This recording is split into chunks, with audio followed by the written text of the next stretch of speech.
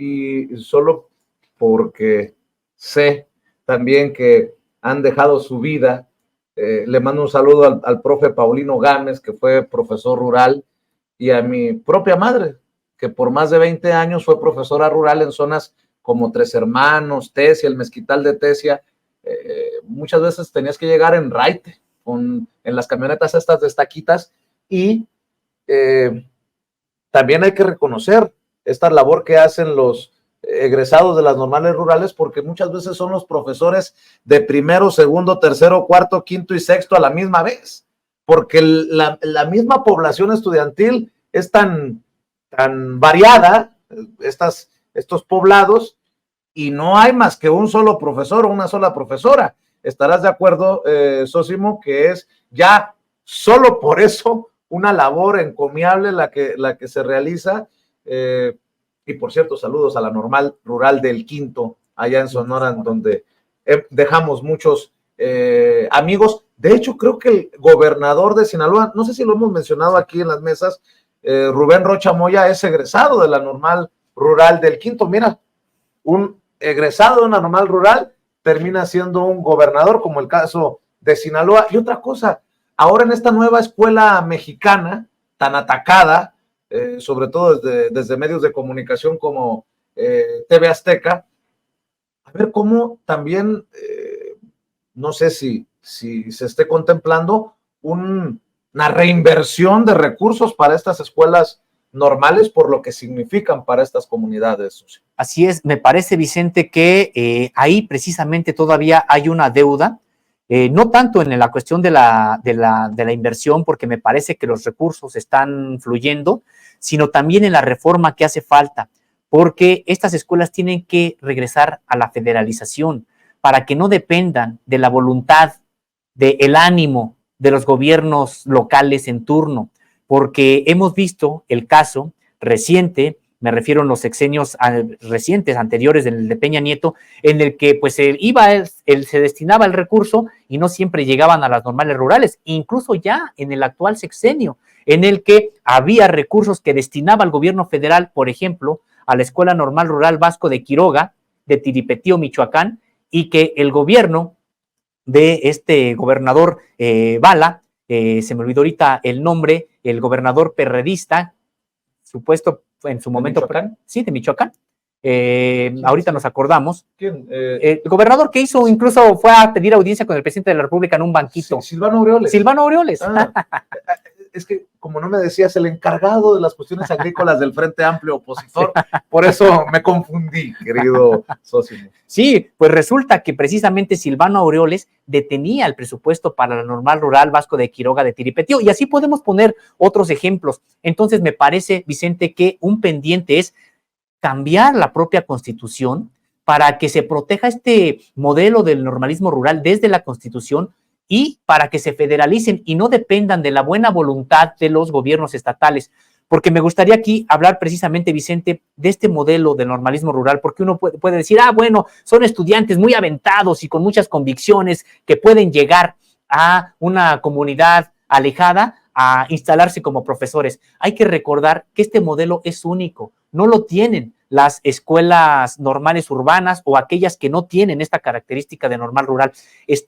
Este modelo son 5 ejes que además, Vicente, están vigentes por la propia organización estudiantil llamada Federación de Estudiantes Campesinos Socialistas de México, que es la encargada de velar porque siga con vida este modelo de 5 ejes. El primero es el académico. Obviamente tienen que tener una formación académica que les dé las credenciales, el conocimiento para ir a la alfabetización y para impartir educación básica en las escuelas, en las comunidades alejadas. El segundo es el de los módulos de producción. Por eso tienen esas competencias de crear unidades de ganado bovino, caprino, el sembrado de milpas, de huertas. Tienen todo ese conocimiento que van también a implantar a las comunidades en las que llegan. Dentro de módulos de producción también hay talleres de serigrafía, talleres de carpintería, talleres de herrería que los capacitan también para eso. El tercer módulo es el deportivo. Tienen atletismo, tienen voleibol, básquetbol, etcétera, y también las capacidades para lugares a los que lleguen, también poder a la propia población, no solamente a los estudiantes, sino a la propia población, generarles algún tipo de conocimiento de la activación física y del deporte, etcétera.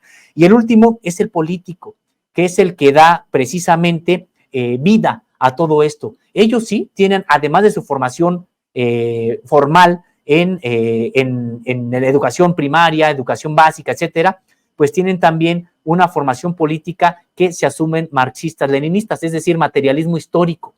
Pero esto es lo que le da vida a todo lo demás. Decíamos, es un modelo único y que me parece que tendría que estarse preservando porque no hay otro modelo en el mundo.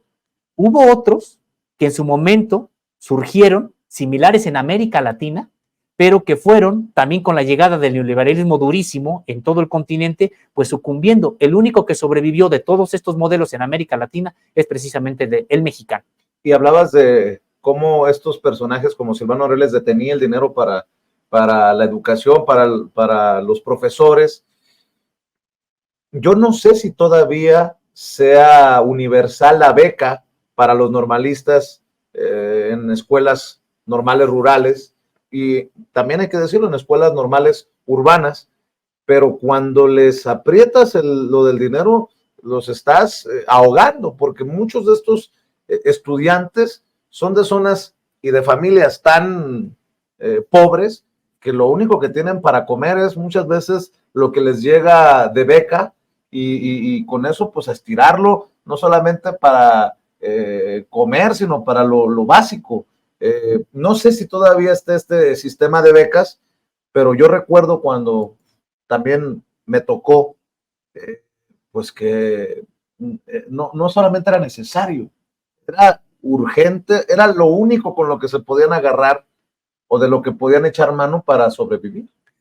Apuntas hacia algo muy importante que está en el corazón de las normales rurales, Vicente.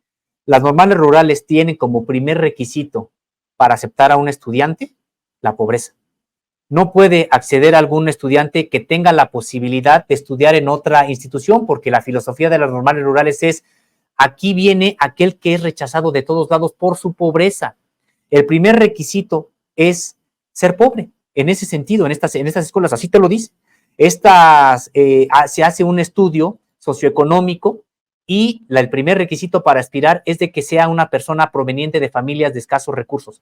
Todos los estudiantes de las escuelas normales rurales provienen de familias que, de no tener esa oportunidad de una normal rural, no hubieran podido enviar a sus hijos a acceder a la educación superior. Así de intenso es este asunto, porque uno podría decir, bueno, hay otras opciones para la educación pública gratuita. Están universidades como la UNAM, donde prácticamente hay una gratuidad, bueno, ahora ya cuestionada, ya será tema de otra mesa, pero hay universidades, instituciones que dicen que son gratuitas.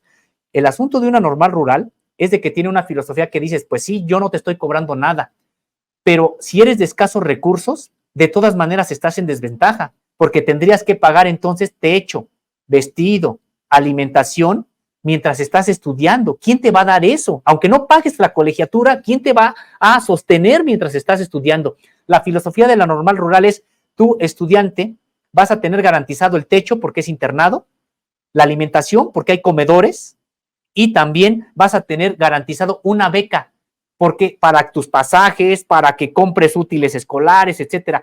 Ese es parte del modelo de las escuelas normales rurales. Y también decirle a la gente que las cartulinas, los marcadores, los gises, los borradores, todo lo que se utiliza para las prácticas, cuando vas a practicar, preparándote ya para la graduación, todo lo compra de esa beca el estudiante.